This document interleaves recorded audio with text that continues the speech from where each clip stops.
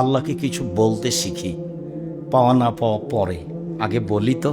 নোমান ইবনে বাশির রাদিয়াল্লাহু তাআলা আনহু বলেন, রাসূল সাল্লাল্লাহু আলাইহি ওয়াসাল্লাম বলেছেন, দুআ হুয়াল ইবাদা, চাওয়া হচ্ছে ইবাদত। আমি বলবো যে আল্লাহ আমার একটু জমি জায়গা বাড়িঘর করে দাও, একটা ছেলে মেয়ে ভালো দাও, এটা ইবাদত। এ কথা আমি বলিনি, এ কথা মুহাম্মদ সাল্লাল্লাহু আলাইহি সাল্লাম বলেন। তিনি বলেন চাওয়া হলো ইবাদত। জাকারিয়া আলাইহিস সালাম যখন মারিয়ামের কাছে গেলেন, দেখলেন অসময়ের ফল। বললেন, মারিয়াম, এগুলো কোথা থেকে আসলো, কি ব্যাপার? তো উনি বলছেন, মিন ইনদিল্লাহ, এগুলো আল্লাহর পক্ষ থেকে এসেছে। এর যোগ্য মাইয়াশা বেগারে হিসাব, লে মাইয়াশা বেগারে হিসাব, তিনি দিয়ে থাকেন যাকে ইচ্ছা, হিসাব ছাড়াই।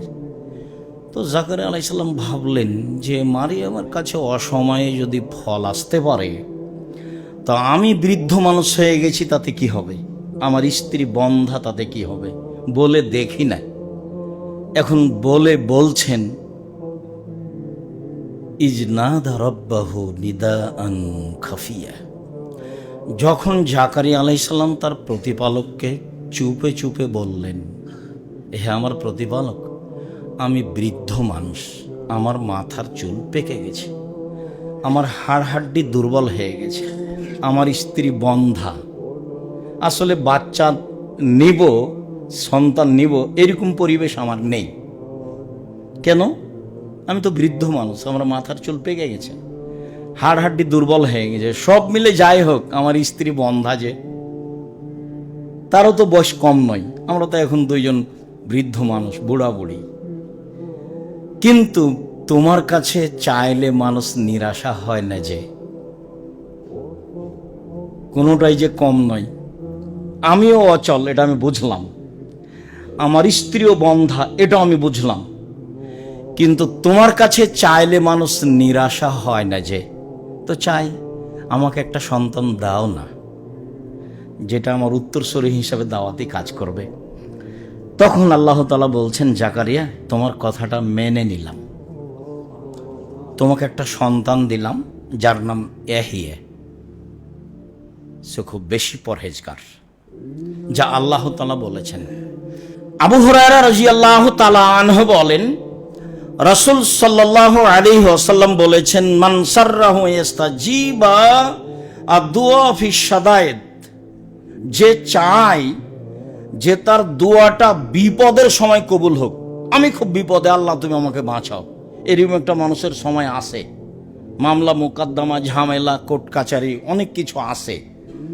তো মানুষ যদি চায় যে বিপদে পড়লেই যেন আমার দোয়া কবুল হয়, ফালইউকসির ফির রাখায়ে, তাহলে সে যেন ভালো অবস্থায় বেশি বেশি দোয়া করে। ভালো অবস্থায় বেশি বেশি করলে বিপদে পড়লে কবুল হবে।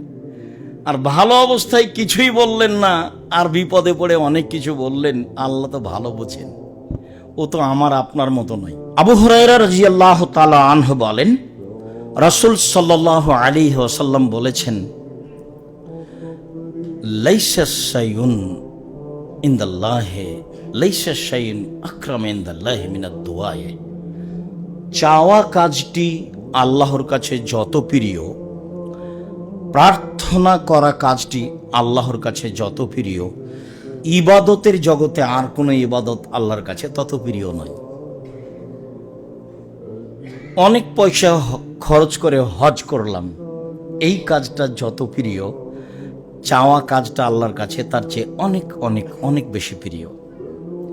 আমরা জানি রমজান মাসের সিয়াম খুব দামি ইবাদত, ইবাদতের জগতে সবচেয়ে দামি ইবাদত হলো সিয়াম। এরপরেও এই ইবাদত আল্লাহর কাছে যত প্রিয়, চাওয়া কাজটা আল্লাহর কাছে তার চেয়ে অনেক অনেক অনেক বেশি প্রিয়। আবু হুরায়রা রাদিয়াল্লাহু তাআলা আনহু বলেন, রাসূল সাল্লাল্লাহু আলাইহি ওয়াসাল্লাম বলেছেন, মাল্লাম ইয়াসআলিল্লাহ ইয়াগদাব আলাইহি, যে আল্লাহর কাছে চায় না, আল্লাহ তারপরে অসন্তুষ্ট হন। মুখখান বন্ধ করে থাকেন কেন? অত দোকানে বসে আড্ডা পিটেন কেন? অত এরর কথা বলেন কেন?